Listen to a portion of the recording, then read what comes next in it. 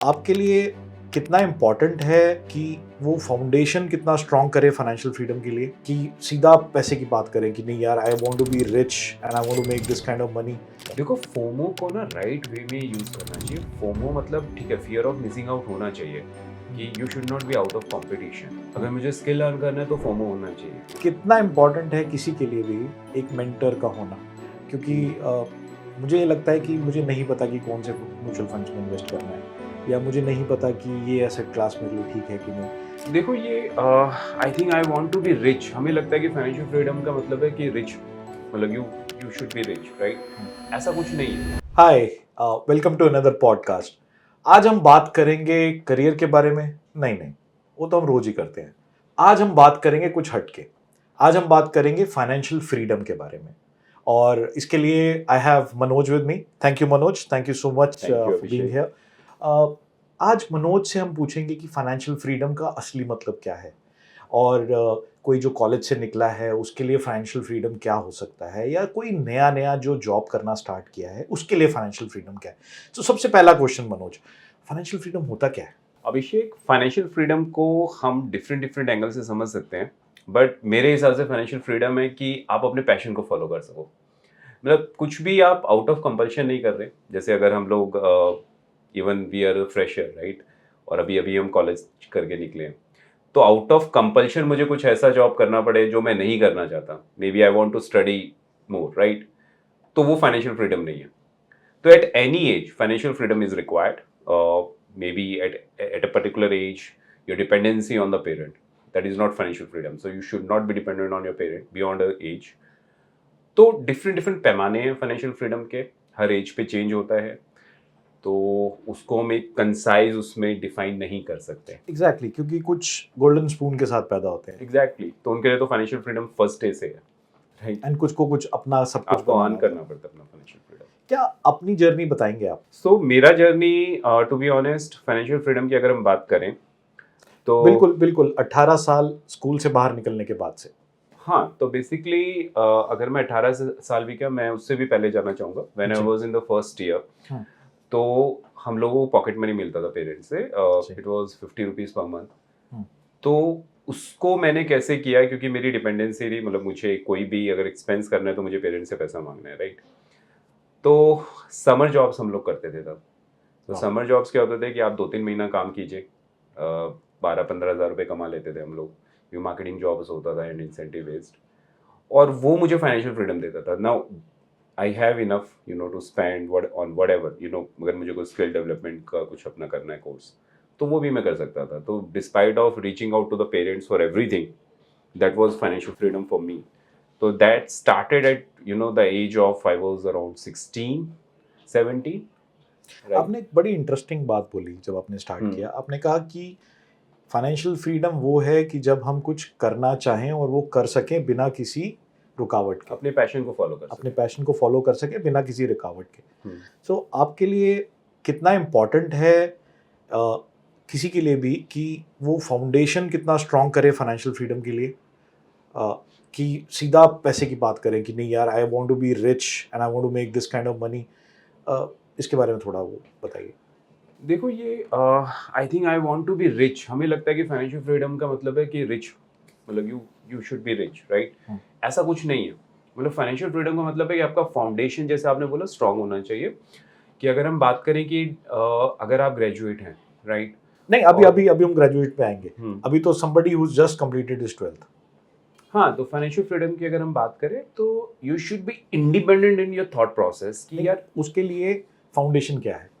So the foundation क्या है कि देखो, हर चीज़ के लिए एक एज होता है। मतलब जी। आपको अर्निंग का भी एक एज है, राइट। तो मैं ये नहीं बोलूँगा कि 12th करते ही आप you should start earning. Few people start that, right. तो वो that depends upon your circumstances, right. If your parents are well being and they are able to take care of your study expenses and all, so you should be focused more towards what you want to do in your career, right. So your freedom, that's your financial freedom in terms of कि आप जो करना चाहते हो वो कर रहे हो जी। right. Suppose your circumstances, your financial condition does not allow you to pursue something which you want to pursue, then work for some extra money, right? Some part-time jobs and all. लोग And बच्चे tuition भी पढ़ाते हैं, मैंने हाँ देखा है पढ़ाते काफी हैं, लोग। तो वो भी एक जरिया है जिससे आप फाइनेंशियल फ्रीडम अर्न कर सकते हो फ्रॉम दैट एज। क्योंकि अगर आपका फाउंडेशन स्ट्रांग होगा, आपने आपने वो तालीम हासिल किया है या आपने वो डिग्री हासिल किया है जो आपको आगे फ्यूचर में एक स्ट्रांग फाउंडेशन देने वाला है, तो स्टार्टिंग तो वहीं से होता है। अगर मैं 12th करके मैं सीधा कॉल सेंटर का जॉब करने लग जाऊँ, स्टडी वगैरह छोड़ दूँ, तो वो फाइनेंशियल फ्रीडम नहीं है। वो एक तरह से एक टेम्परेरी फेज है जब आप अपनी कुछ ज़रूरतों को पूरा करने के लिए आपको अपना पूरा करियर स्टेक पे लगा रहे जी हैं। जी, तो मुझे लगता है फाउंडेशन स्ट्रांग करना ज़रूरी है। काफी इंटरेस्टिंग पॉइंट बोला आपने। हम्म, स्किल्स और हैबिट्स, इन दो चीज़ों के बारे में बात कीजिए। स्किल्स कितना इम्पोर्टेंट है फाइनेंशियल फ्रीडम के लिए, और अर्ली हैबिट्स कितना इम्पोर्टेंट है फाइनेंशियल फ्रीडम्स के लिए?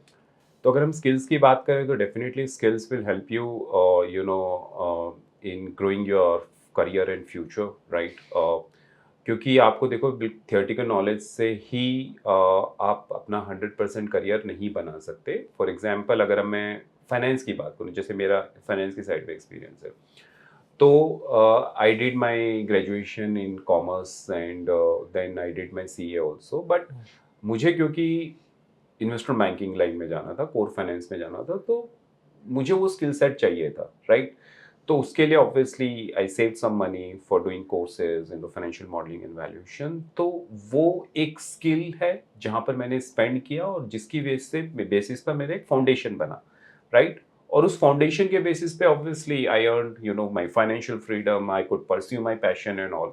जो हैबिट की बात है, देखो habit is about what, there should be regularity, right? Regularity मतलब अगर मेरा मैं कुछ सेव कर रहा हूँ, जी। तो उधर सेविंग का हैबिट होना चाहिए आपका, राइट? अगर आप कुछ भी परस्यू कर रहे हो अपने करियर में, मे बी कुछ कोर्स भी कर रहे हो, तो वहाँ पे भी आपको एक हैबिट डेवलप करना है कि उसको कंप्लीट करने का। कई बार क्या होता है कि हम लोग कुछ भी शुरू करते हैं, रैंडमली कुछ भी चीज़ें कर रहे हैं और बीच में छोड़ देते हैं, राइट? तो उनसे कुछ भी नहीं हेल्प होने वाला। You are wasting your time and the money of your parent, right? तो वो हैबिट मतलब कंसिस्टेंसी। एक चीज मनोज, जो मैं जानना चाहूंगा आपसे, आजकल क्या देखा गया है कि हमारे पास इंफॉर्मेशन अथाह है, we have access to information, phone हमारे सब चीज़ें बता देते हैं, एप्स हमारे फ़ोन पे हैं, वो एप्स हमें एक ऐसी दुनिया भी दिखाते हैं जो कि बहुत गॉडी और शाइनी, जो ब्रांड से भरी होती है। राइट। तो somebody who's just crossed his college and somebody who's just started working, उनके पास पैसे आते हैं तो उनको लगता है कि ये ब्रांड्स हम लें, वो ऐसी चीज़ों में पैसे खर्च करते हैं जो शायद नीड और वांट के बीच में रहती हैं। और कई बार क्या देखा गया है कि क्रेडिट मिलना इतना आसान होता है कि आप पर्सनल लोन्स और इन सब चीज़ों को यूज़ करते हैं, या पे लेटर वाली आजकल बहुत सारी चीज़ें हैं कि आप एक बार 30,000 रुपये, 50,000 रुपये आपको एक लोन सैंक्शन कर देते हैं, वो मंथ एंड पे आपको पे करना होता है। क्रेडिट कार्ड भी ऐसा ही करता है। तो ये आदतों को, ये अच्छा मानेंगे आप, बुरा मानेंगे, या ये ठीक है, या ये फाउंडेशन के लिए ठीक है, या उसको इससे बचा कैसे जाए? देखो सारी आदतें गलत भी नहीं है। अगर आपको कुछ ऐसी चीज़ चाहिए जिसके लिए आपके पास अपफ्रंट कैश नहीं है, फाइनेंस नहीं है, तो buying things on credit is not bad, right? But buying something which you don't want on credit, so basically it is not giving you any freedom, rather it is making you slave. You have to work for repaying your those installments जिसकी आपको ज़रूरत नहीं थी, जी जी, right? तो जैसे आपने बोला कि आजकल ईएमआई में आपको कुछ भी मिल जाता है। जैसे अगर मैं एक अंडर ग्रेजुएट हूँ और मुझे 80,000 रुपीज़ का आईफोन लेना है, हालांकि मैं 10, 12, 15 हज़ार के फ़ोन से भी मेरा काम चल सकता है। अगर आपका पेइंग कैपेसिटी है 85,000 का, तो आप लीजिए। बट अगर मैं उसके लिए ईएमआई ले रहा हूँ और मुझे पता है कि मैं जो जॉब करके कमा रहा हूँ उसका 50% उसकी ईएमआई में चला जा रहा है, तो आप अपना फाइनेंशियल फ्रीडम, आपका फाउंडेशन तो बना ही नहीं, because those things will not help you in making your foundation. आजकल की जेन जी ना एक वर्ड यूज़ करती है, फोमो, हाँ। Fear of missing out. तो फोमो अगर किसी को है, मैं आपको देखता हूँ या किसी और को देख के मुझे लगता है कि ऐसा करने से शायद ऐसा हो जाए मेरे साथ, तो उसके बारे में क्या विचार है आपका? देखो फोमो को ना राइट वे में यूज़ करना चाहिए। फोमो मतलब ठीक है, फियर ऑफ मिसिंग आउट होना चाहिए कि you should not be out of competition. अगर मुझे स्किल लर्न करना है तो फोमो होना चाहिए जी कि अगर सपोज अभी आजकल एआई का ज़माना है, राइट? तो बहुत सारे कोर्सेज हैं एआई पे एंड ऑल, तो उधर फियर ऑफ मिसिंग आउट होना चाहिए कि मैं बहुत ज़्यादा लेट ना हो जाऊँ, मैं बहुत ज़्यादा आउटडेटेड ना हो जाऊँ, right? FOMO is not something कि कुछ भी नया प्रोडक्ट आ रहा है तो मुझे उसे सबसे पहले खरीदना है, यानी अगर आईफोन 16 आया तो मुझे सबसे पहले लेना है, right? It will not help you, right, in making your career.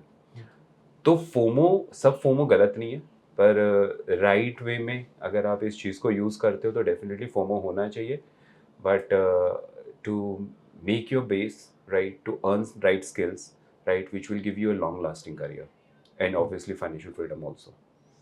A lot of times I've noticed, Manoj, a lot of youngsters Hmm. would go out and buy crypto, or they will invest into some risky assets, thinking that they will become super rich in few years. क्योंकि कुछ examples हैं जो crypto भी, ऐसा नहीं कहूँगा कि सारी क्रिप्टो खराब है, बट कुछ मीम कॉइन्स आते हैं, कुछ अलग तरीके के नए कॉइन्स आते हैं, और उनको लगता है कि शायद अगर आज हम इस पर इन्वेस्ट करें तो 5 साल बाद वो अरबपति बन सकते हैं। तो ये गेट रिच फास्ट वाला जो एटीट्यूड है आज की जनरेशन में, सब में नहीं, बट कुछ लोगों को लगता है कि वो जल्दी बन सकते हैं। इसको कैसे एड्रेस किया जाए? देखो, सबसे पहले तो ये बहुत डेंजरस है कि आपको लगता है कि ओवरनाइट आप रिच बन सकते हैं। ऐसा कभी भी नहीं होता है। अगर आपने एक बार कमा भी लिया, जैसे आपने क्रिप्टो बोला या और भी स्पेकुलेटिव एसेट्स या इंस्ट्रूमेंट्स हैं जिससे आप ओवरनाइट कुछ कमा सकते हो, पर उतना ही जल्दी आप वो लूज़ भी करेंगे, क्योंकि वो आपकी हैबिट में शुमार हो जाएगा कि आपको लगेगा पैसा कमाना इतना आसान है, बट वो नहीं है। मैं आज तक अपने I am at the age of 44-45 and I haven't found a single person जिसने स्पेकुलेट करके वेल्थ अर्न किया हो, राइट?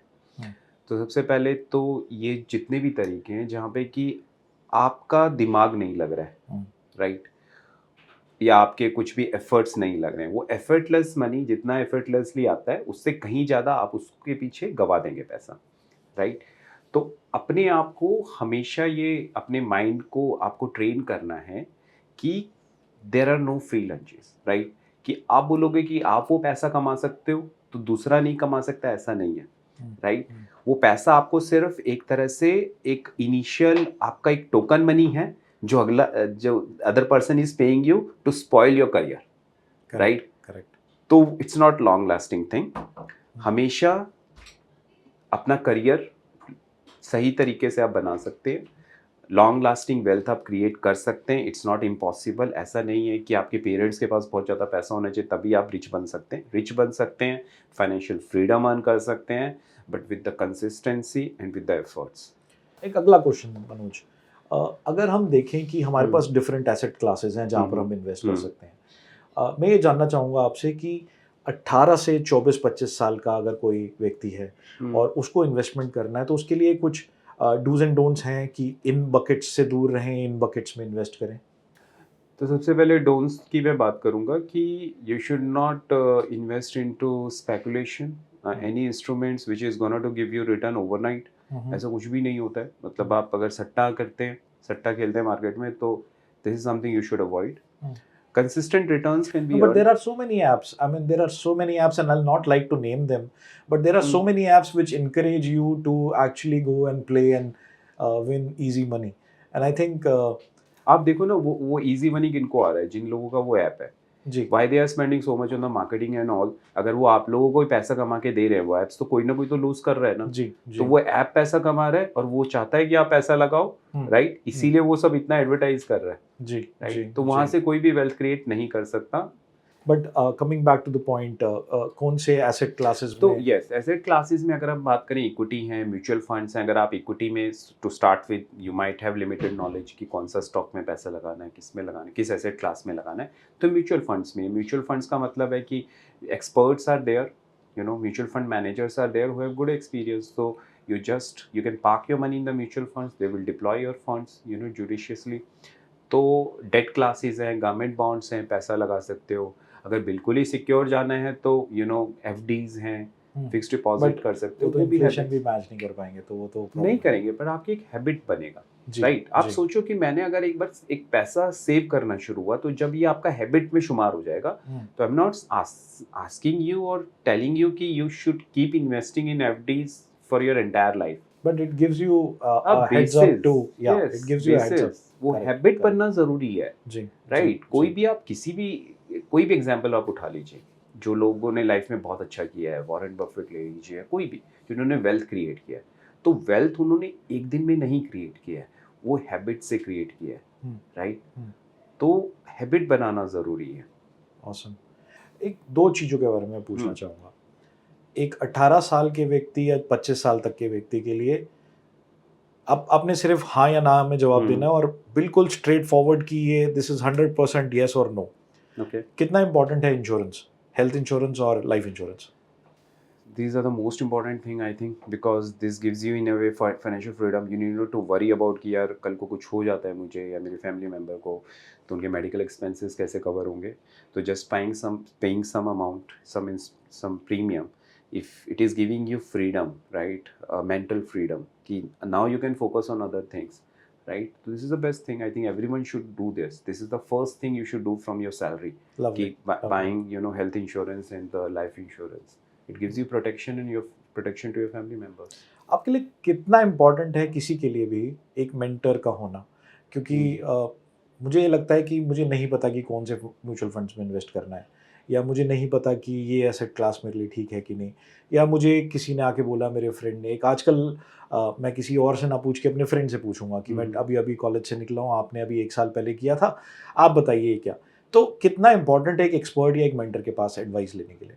तो अभिषेक, मेंटोर का होना ज़रूरी है, बट एक राइट मेंटोर को चूज़ करना, क्योंकि आपका उतना एक्सपीरियंस नहीं है अभी, राइट? तो ऑब्वियसली अगर if you can find someone who can share genuine advice with you, तो this is the best thing, right?